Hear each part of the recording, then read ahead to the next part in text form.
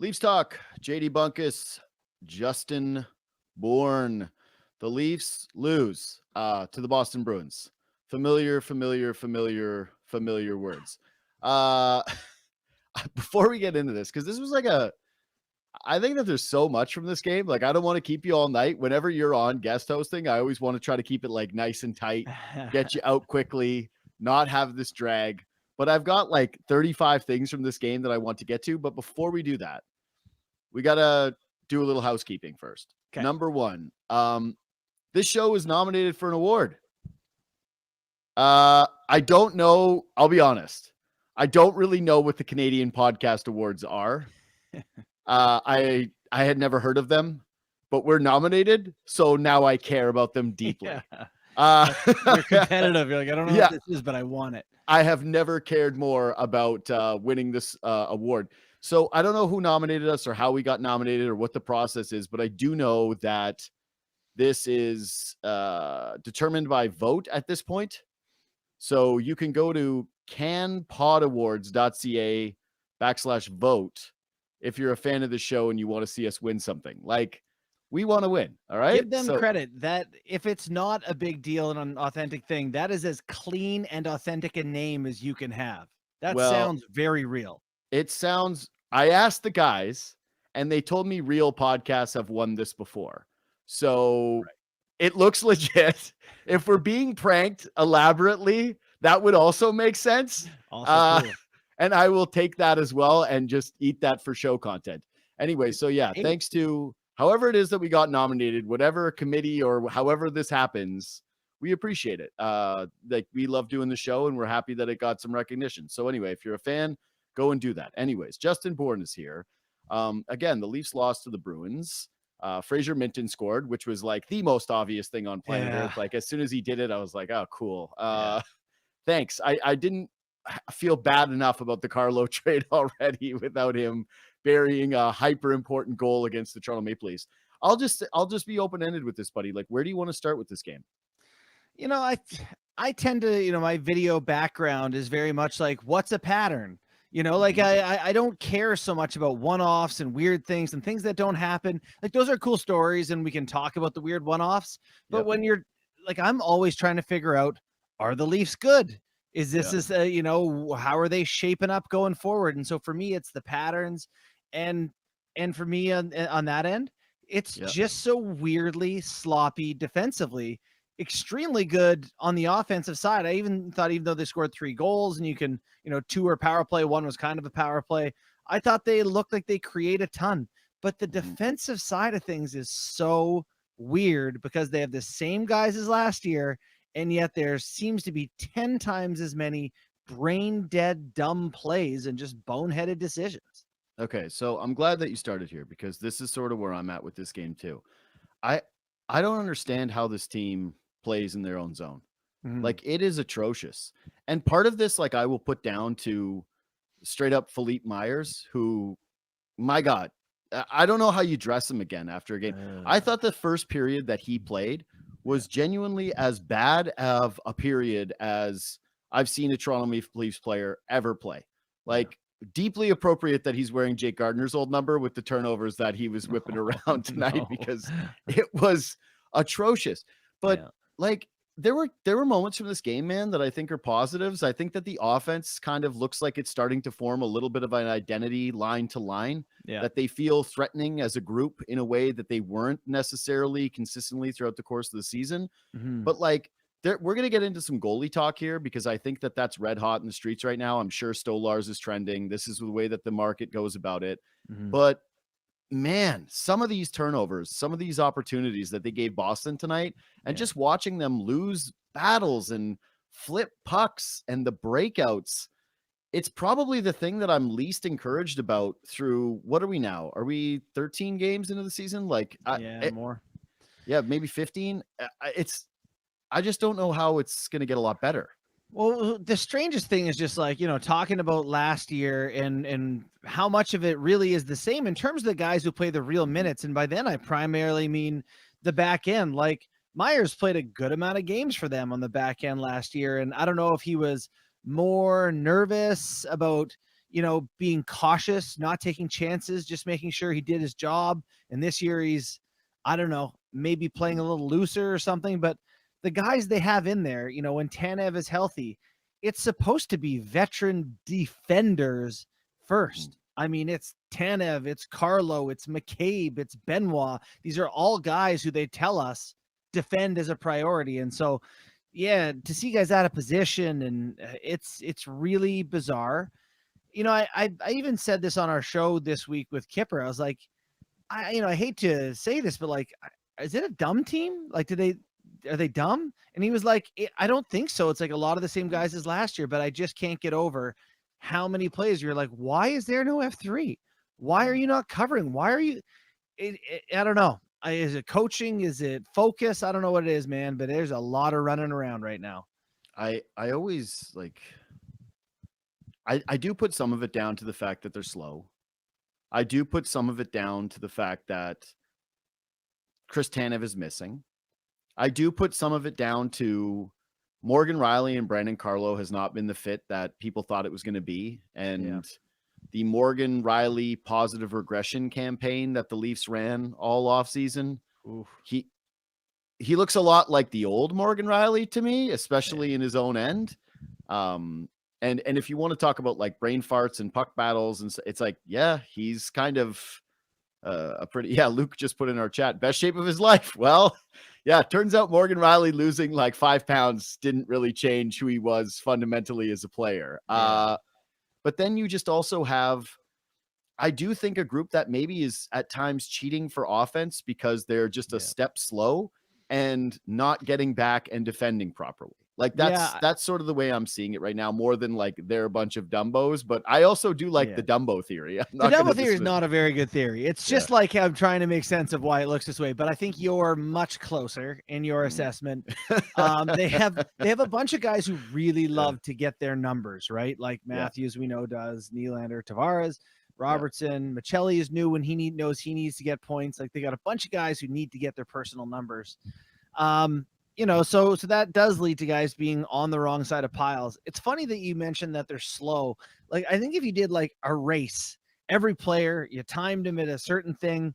I don't know that they're slow necessarily, but they're not a passy team, right? Like a lot of these guys really love to shoot it. It's not a lot of tic-tac-toe, and the power play goal tonight was the exception, but if you're going to not skate fast, you better move the puck fast. And it does look like a lot of standing still in the D zone. And it's interesting, man. I will say this, because we've talked about all negativity and weird things.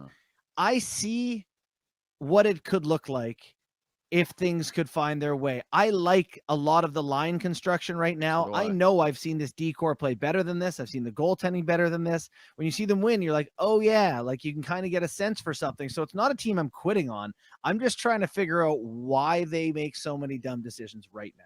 So again, I think that like we're playing a good detective game here, which is you've accumulated a lot of guys that know they are going to be judged based on points.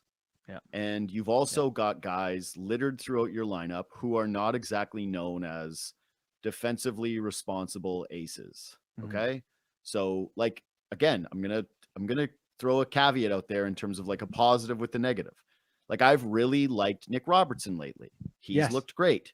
Who hasn't liked Nick Robertson? Scores a goal again tonight, and I thought was buzzing on a lot of his shifts, and even has a beautiful moment. My favorite moment of the game for Nick Robertson was not the goal. It was a back check that he made where he knocks David Pastrnak off of a puck. Thought he played well. But at his core, he is still Nick Robertson, and I don't think he's going to win a Selke. He also silver plattered the other way, it's like, don't do that, Nick. We wanted to praise you today. Dude, he had one in the third that I was like, oh, there goes the goodwill. Like that was I was so ready to come on here and be like, is he their best player? Yeah, no, he had one in the third that created a 2-on-1 that I was like, well, that's just about as bad of a you cannot do that as any play that was made this game. But you throughout your lineup, you just have guys that I think are going to cheat. Like, oh no, they're high event. They're high event. Yeah. And so like you watch tonight's game, and I like the way Cuthbert called it. He's like river hockey, right? Yeah. And like back and forth, up and down, fast. And tonight was entertaining. Like it was an entertaining game to watch. Both teams were kind of moving. It had a real flow to it. It was really back and forth. Both teams were getting opportunities. But if you're Craig Berube, I don't think that's the way you want to play a team like the Bruins when you're missing Chris Tanev, when you haven't figured out your D-zone coverages the way you have, and your goaltending hasn't been elite. Yeah.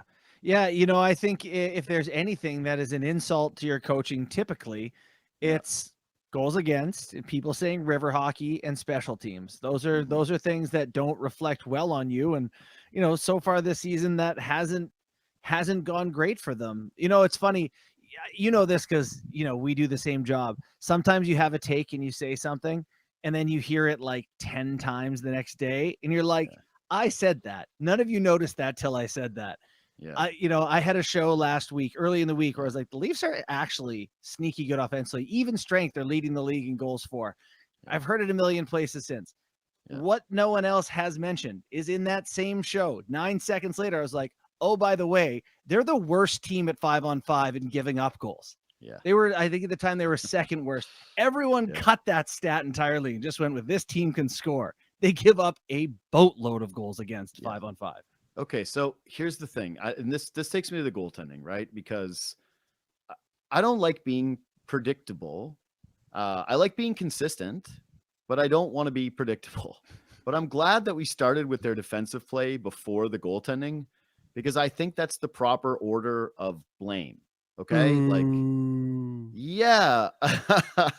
I know that I am a goalie apologist. I try, again, not to just fall into stubborn patterns the way that I watch these games. I want to say this. I don't think Stolarz was good tonight. Okay. Like he let in the first goal, which again, I think is mostly on him. I tried to ask you in text immediately for a defense. Like, do we like Morgan Riley's gap here? Like, and I was so mad about it. Yeah. Well, I did think that there's a case for it. Like, where is he? What is he doing exactly? But whatever.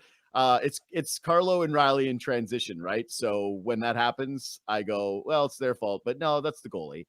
But ultimately, like the second goal is a turnover that ends up in the back of the net. That's a weird one. I'm not going to blame him there. Yeah. The third one is a power play goal where people are like, well, he lifted his pad. And I'm like, yeah, okay. Sure. I maybe he could have made a save, but it's a lazy penalty by Bobby McMahon with his stick, just like lazy slash, cheap call. Don't like it. Yeah. And then the fourth one, it's like Benoit gets turned inside out by Pasternak and he shovels the one in the net. Again, I think that Stolarz needs to be better. I do not think that he was good in this game whatsoever. I just think that like the guy had already made 15 saves and was on pace to make 45 of them throughout the hockey game.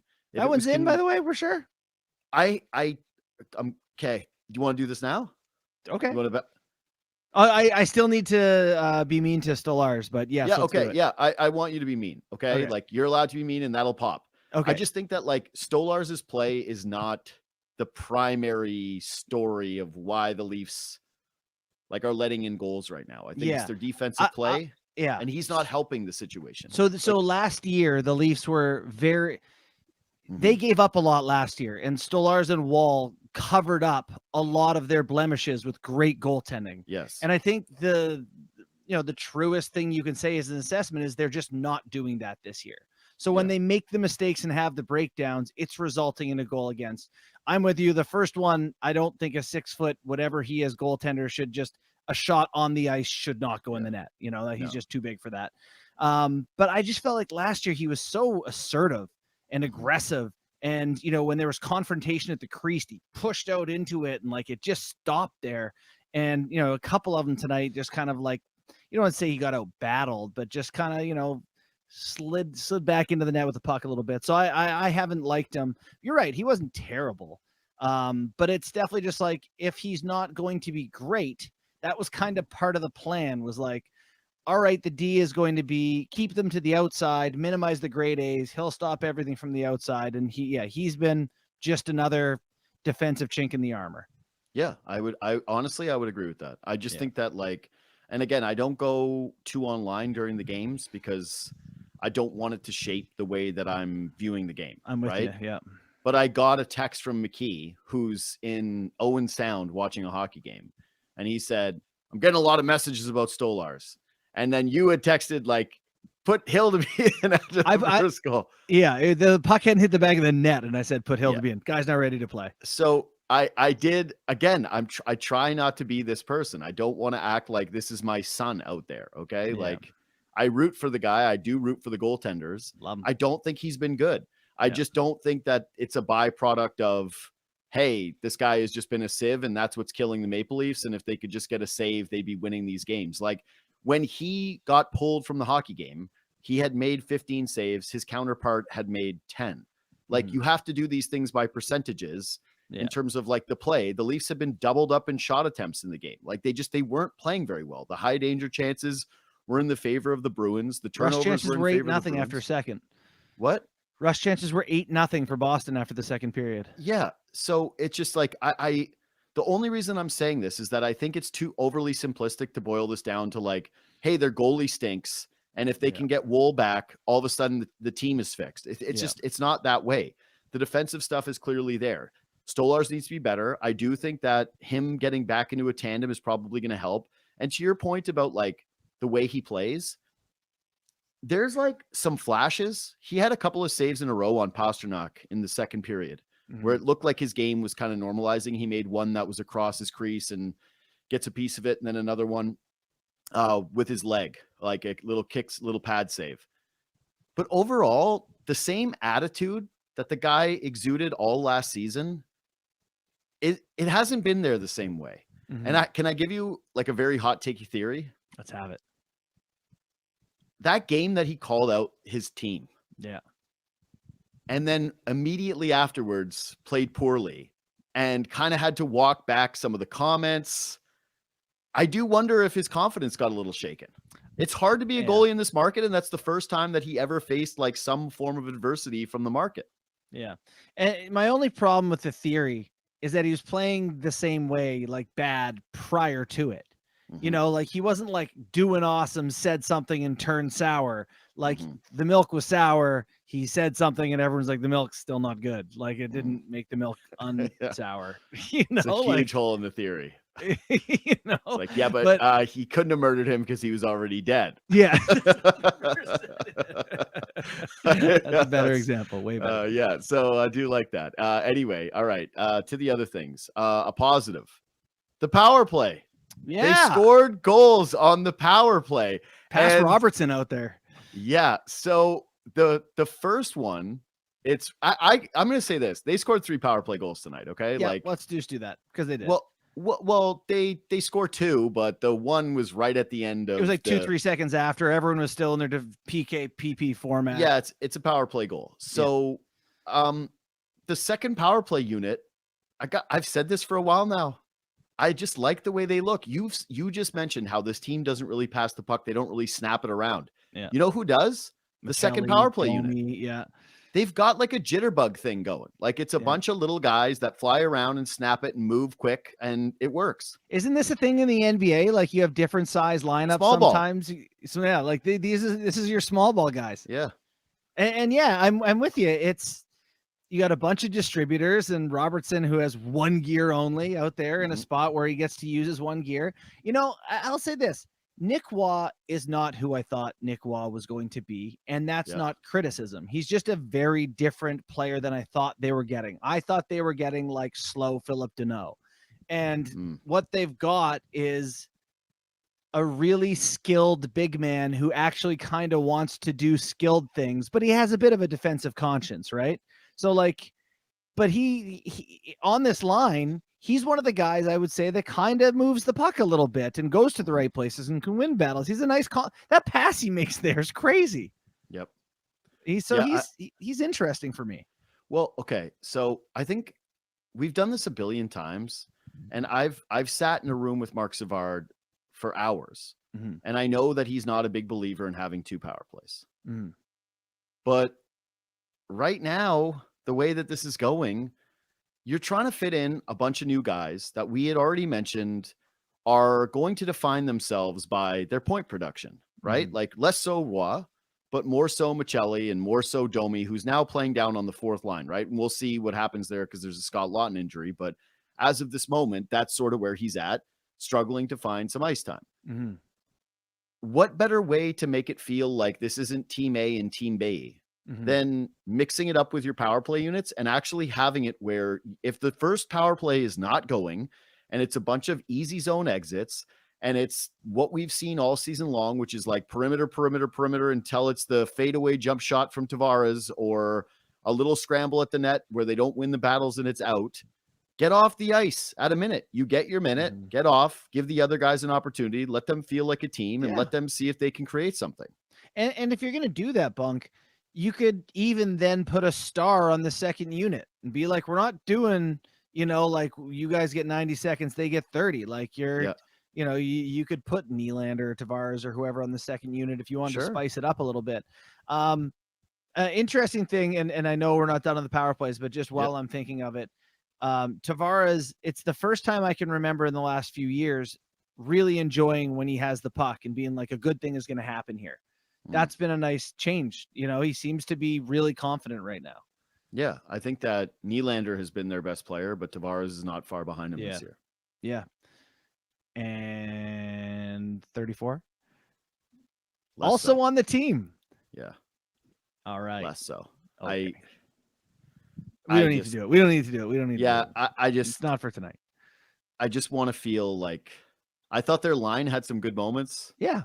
But a lot of the times when the line is having great moments, I feel like it's the other two guys. Yeah. I found myself thinking tonight it'd be like good if he could get like a point. Yeah. You don't need like 10. Like just, if you just do a point, that'd be good. It's just I don't know, man. I find the analysis to be the most simple thing possible, which is like the shot isn't there anymore. Yeah, I think he needs to go to bed earlier. Yeah, I don't know what it is. It's just the shot is he's started to mix in the one timer. Yeah, he's ripped a couple. The way that he used, man, when I think about Austin Matthews, like young Matthews, it was the deception of the shot. Yeah. And like the ability to use a player as a screen for the goaltender and then just launch it at an angle where all of a sudden the goalie's completely handcuffed and it's like in the back of the net. Okay. And I just don't see that anymore. And I think it's a huge reason for the drop. If, one of the greatest things when I think of like, let's say Nikita Kucherov on the half wall for Tampa Bay on the power play is he does that fake slapper thing into Braden Point in the middle. And sometimes he slaps it and it only works as a pass because sometimes he slaps it. Yep. Matthews never took a D-man wide in his career. He never skated past a D-man on any of those attempts. So I wonder if they got to the point where they're like, I can back way off. This guy is not going around me. He's going to shoot it from distance. And they're just playing for the shot now. Like, to me, it's like, I think he could probably make the same shot. I just think they know what's coming now. There's no curveball. Like, if you have a 100-mile-per-hour fastball, Nate Pearson.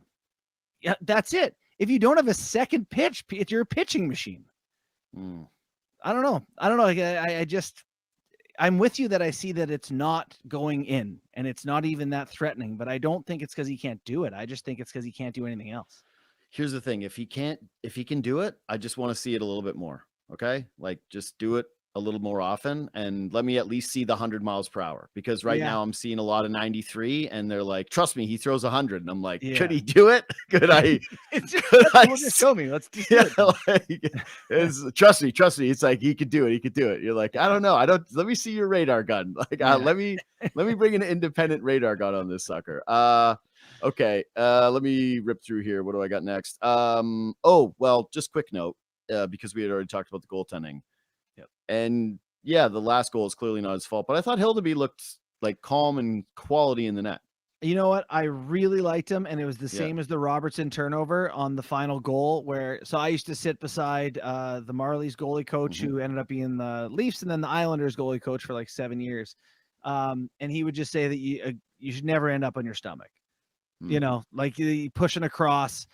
I don't know the proper technique to push across on the Minton one, but I know he needs to stay with his body upright somehow. Yes. Other than that, though, not to be negative Nelly or whatever. I loved his game. Thought he looked confident. Thought he looked really good. Sure. That was a positive sign. And I think he's off to a pretty good start in the American League. So who knows? Maybe they have something usable here. Yeah. I wonder if that puck didn't go in the net, what they would have done tomorrow for the starter. I still don't know what to think. You think it'll be Stolarz? I'm less certain after watching the kid play. Yeah. Like, you've played Stolarz a lot. Yeah. And he's not been great.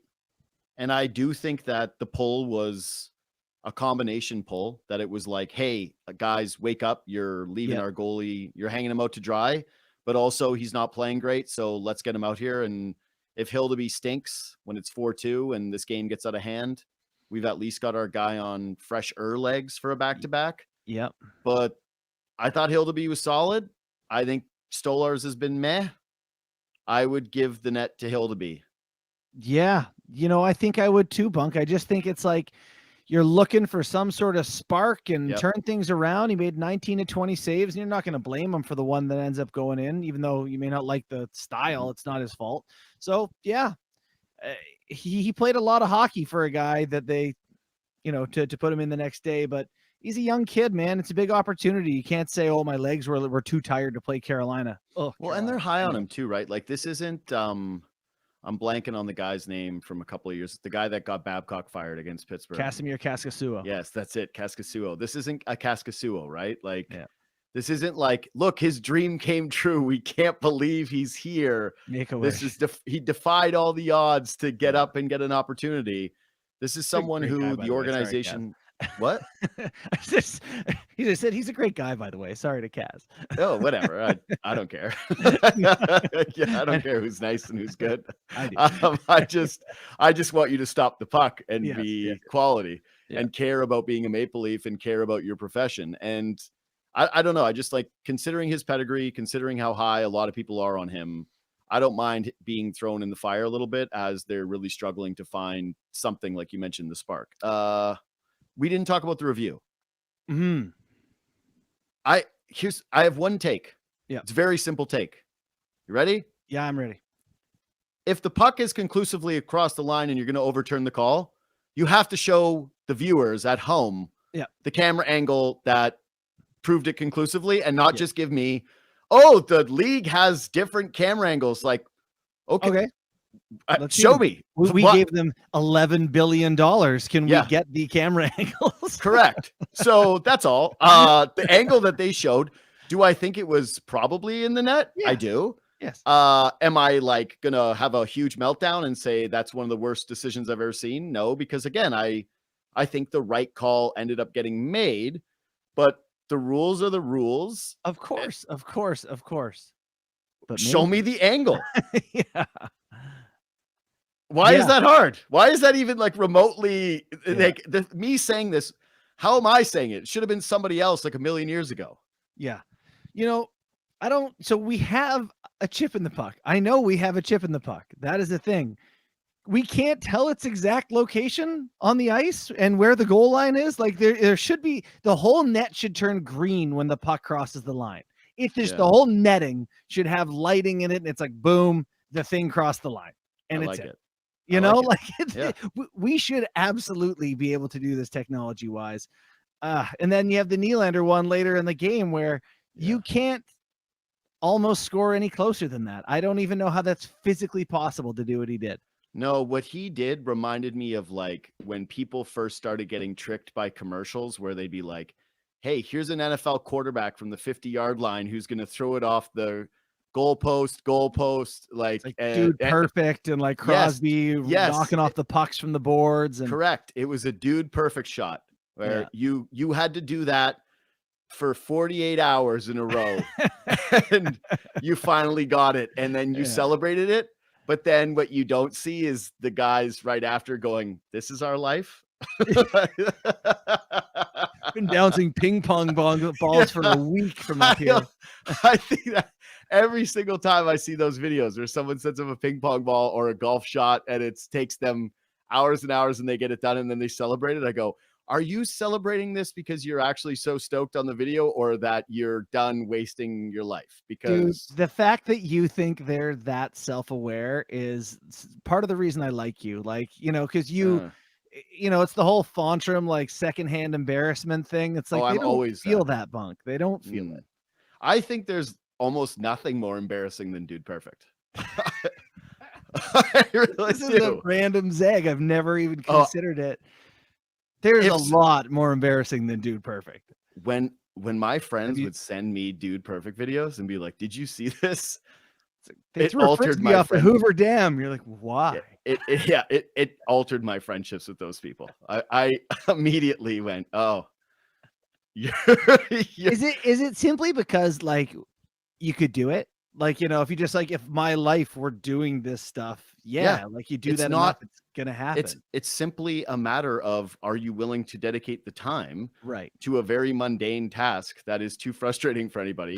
Can I tell you my insane zag that's gonna follow this up? That's how I feel about people who run marathons. Yeah, I got a lot of marathons. We can't do this. You just do it a lot. You got the time and you kept doing it, and that's what happened to the body. It gets in better shape. I don't know. Yeah. Sick. Listen, I think the greatest Canadian hero is Terry Fox. Yes, I do too. But outside of Terry Fox, I don't understand. Like, okay, it's great to raise money for causes, but I just don't like that marathons, everything is just like I got to pay you for your marathon running.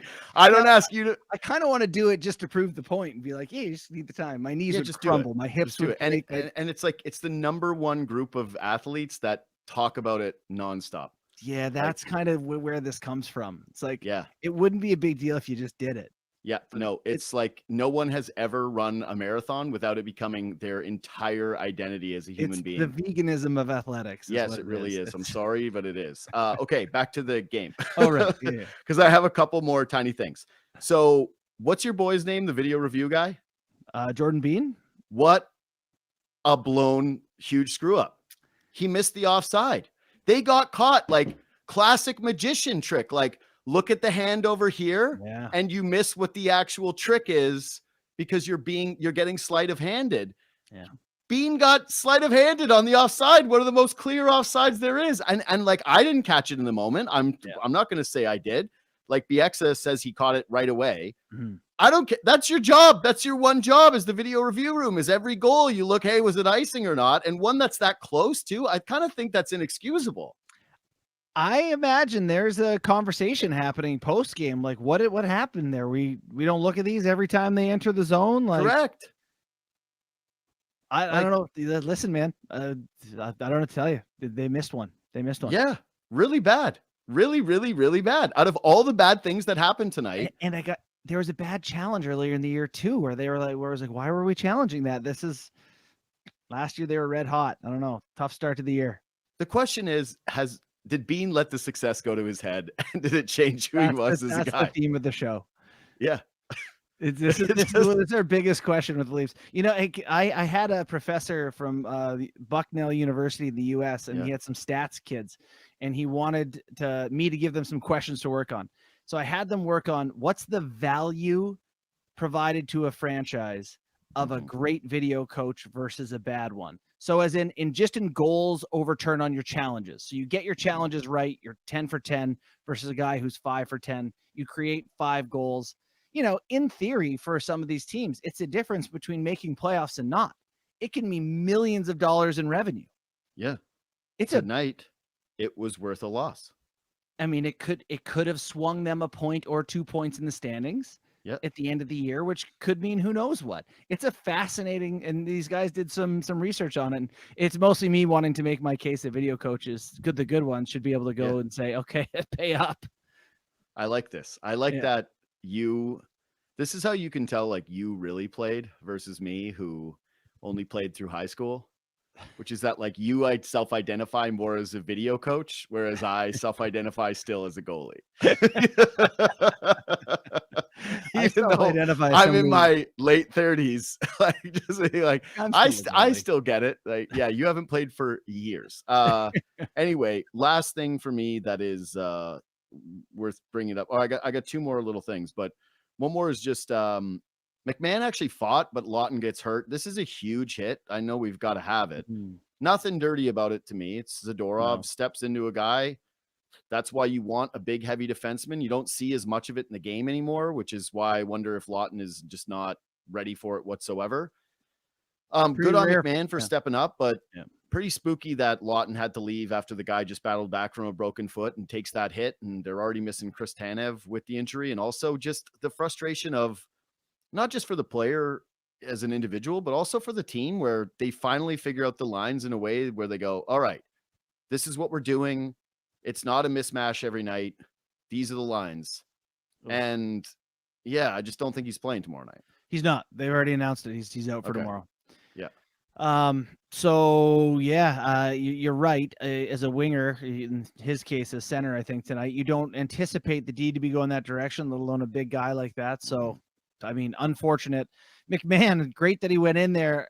I don't. The Zadorov went back at him. I'm sure he was like, not quite what I signed up for, but full credit. He didn't just like go down and slip and fall. He tried to stand in there and fight him. That's points for me, but it does mess things up a little bit.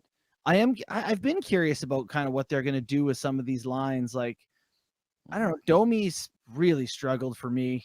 They're struggling to find him a spot. I thought he may see the press box at some point, but this probably keeps him in tomorrow, I would think. Yeah, of course. No, he's definitely. The thing is, though, is like, you're not taking Domi out for Sammy Blais, right? No, you're right. So he's got Yarn a spot. Croc, I thought, was due to come back. Yeah, and I think that's probably the stronger case for the guy. But boy, you just listen. I hope for the individual, because head injuries are the ones that you as a commentator or as a sports fan, you're like, man, I just hope he's all right. Like, I remember reading about Chris Pronger's recovery from his final concussion that he had in his career, and like reading that article, I think it was in Sports Illustrated, about what he went through. It's terrifying. Yeah. And so anything like that, you worry about long-term health, all those different things. But secondarily, like, frustrating for a forward group that's really trying to find themselves, find an identity, and loses one of the pieces that, he's not up the lineup, but they weirdly do rely on him for a role and a clear identity piece for what Berube wants to do in the bottom six. And they were fun tonight. Like, I actually, Lorentz makes the turnover on the Minton goal. I thought Lorentz was awesome tonight. He was flying around and good on the forecheck, and that line did a pretty good job. So, it sucks to then take one of the pieces of that out and be like, maybe they'll be the same line. Like, Yarn Croc's never going to do what Lawton does. Yeah. I had good night for the fourth line in the main notes. So glad you brought that up. Yeah. Pasta, all-time Leaf killer, 25 goals versus the Leafs. But, and I know that you're not attached. This is more of a Sammy question, but I'm going to ask it to you anyway before we go, because I think it's good for the chat. Do you feel like the Bruins are still, like, they're clearly not the number one rivalry game anymore. Now it's the Panthers, right? Like, that's the game you're getting up for. But, like, even Tampa Bay, I would have higher on I want to watch that game. I know Boston's ahead of them in the standings right now. Yeah. But I kind of feel like the rivalry was not with Boston so much as it was with Brad Marchand. Really? Well, I didn't feel excited coming into this game. And even when I was watching it, like, I don't know, like, I feel a real rivalry between Nylander and Pasternak. And there was even a moment late in the third period where the two of them were battling and Nylander was trying to dig a puck out. And it felt like, dude, that's the hardest Nylander ever tried. He took that personally. He knew exactly who that was. Yes, exactly. So I like their individual rivalry. I think it's a real one. But I don't know. I didn't feel the same juice. I felt it. Yeah, the best case for new juice is Zadorov, right? Yeah. Like, that guy has villain capability in a way. Sure. He's delightful. But you're right. It's not. Yeah, and Marchand I like him. I know. But I liked Marchand the whole time anyway. I still like Marchand. Yeah. So it's like you can respect and detest what he does to your team, I think. Yeah. Yeah, but no, it definitely has lost some of the juice, but I still think there's, they've both been so good for so long, even though Boston is kind of flirting with stinkiness at times. I think there's still some juice. Do you have anything else on the hockey game? No, I don't think so. Okay, so then I'm going to wrap up with this. It took me a little while to get into the hockey game tonight, because I just, full transparency, I bawled my eyes out watching the pregame ceremony with the veterans that they rolled out, and watching the anthem. And yeah, we just don't have very many left from the greatest generation. Like these people that, like the veterans that they brought out for tonight's ceremony. Yeah. We had one who was 102, one that was 100 years old, I think one that was 98. And it's hard for me to think about these ceremonies without them. And it's been just such a staple in my life of a time where you really do, you really do reflect. Like Remembrance Day is a very important time for, I think, a lot of Canadians. Yep. I deeply, deeply, deeply respect those who served. It's very difficult for me to even imagine the amount of sacrifice that has gone into their lives, the things that they have lost, and the belief that they had in order to actually make that sacrifice for our country. And I had to say this for last because I didn't want to get emotional again, but I'm really begging you that if you watch the show, it's such a small thing, but it's a huge gesture. Go get a poppy. I walk around the city. I'm around the city all the time. I'm out in the streets, and it's embarrassing how few people wear them. And it takes 2 seconds. It supports legitimately one of the greatest causes. And it means something not just to the people who serve, but to the family members of those who serve, to the people who, like, you know, have been affected by anything from, whether it's been obviously World War II, obviously the Korean War, but like Afghanistan, you know, like my sister's boyfriend is like in the military, active member of the military, and it matters to these people. So please just go buy a poppy, make a donation online if you've got the means, but go out and take 2 seconds to do this thing. Like, it's readily available to you in many different places that are right around wherever it is that you live. Please do it. Very well said. I just buy a bucket full and keep them in my car. Same. So I make sure when I lose one every day, I have another one. Yes. Anyways, thank you to those who served. And thank you, especially from the show. We'll see you tomorrow.